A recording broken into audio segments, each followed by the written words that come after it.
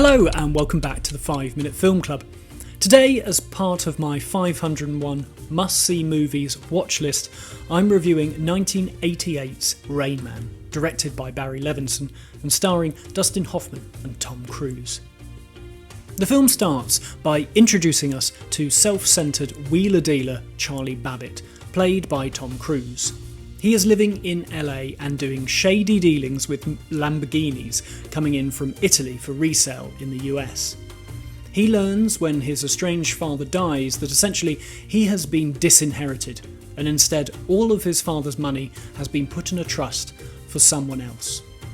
Charlie finds out that person is actually his brother, who he had no idea existed, Raymond Babbitt, played by Dustin Hoffman. Charlie finds Raymond living in a mental institution in Cincinnati, having been placed there by their father when Charlie was young. As Raymond is, the film describes, an autistic savant. He is socially disconnected from the world, but displays genius-level skills like memorising phone books in one sitting and counting dropped toothpicks within seconds. Charlie, infuriated that Raymond, who in Charlie's mind has no use for the money, decides to kidnap him and take him back to LA in an attempt to become Raymond's guardian and therefore secure the money for himself. On the road trip, Charlie is at first frustrated by his brother, but as the film goes on, he learns more and more about how to be less angry at life. This was a first watch for me, and I feel like it's a big one for me to tick off. The film won multiple awards when it was released, and I seem to remember seeing the VHS prominently displayed every time I went to rent a video. Its genesis comes from an earlier film called Bill, starring Mickey Rooney in the Rain Man character, written by one of Rain Man's screenwriters, Barry Morrow. Morrow had a long-time relationship with Bill Sackler, alongside Kim Peek, who would become the basis for the character of Raymond Babbitt. They were both described at the time as being intellectually disabled, but could both display characteristics like Raymond in the film. Morrow, after the release of Bill as a TV movie, decided to see if he could adapt the script into a feature. He got the chance with United Artists, and the film was sent out for casting. The studio originally wanted Bill Murray for Raymond and Dustin Hoffman for Charlie. However, they didn't make that clear when they sent out the scripts, and Dustin Hoffman jumped at the chance to play Raymond before Bill Murray even got a chance to reply, and his part eventually and ultimately went to Tom Cruise. The film also went through several different directors, including Sidney Pollack and Steven Spielberg, who after 5 months left to go and make Indiana Jones and the Last Crusade. The film also went through multiple rewrites when director Barry Levinson was brought on just to add some script consultation, but eventually ended up directing the film. Levinson started his career with Mel Brooks, writing the screenplays for Silent Movie and High Anxiety, before moving into directing in the early 1980s.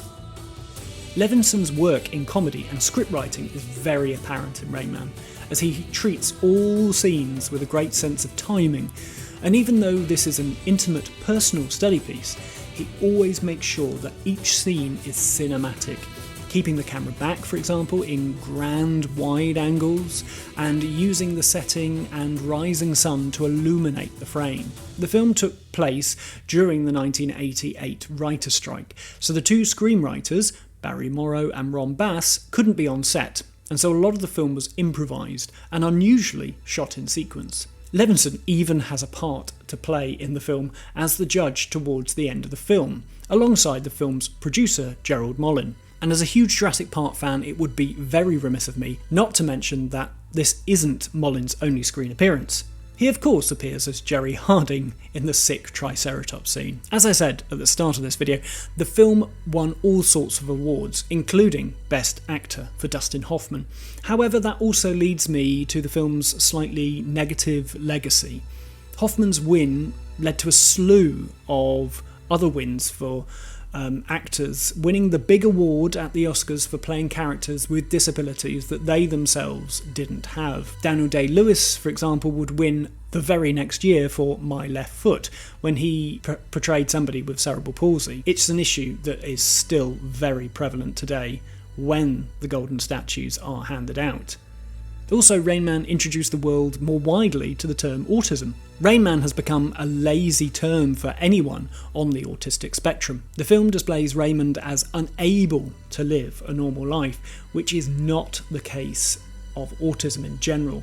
And in fact, Kim Peek and Bill Sackler, from which Raymond is based on, might not even have had autism, might not even have been autistic.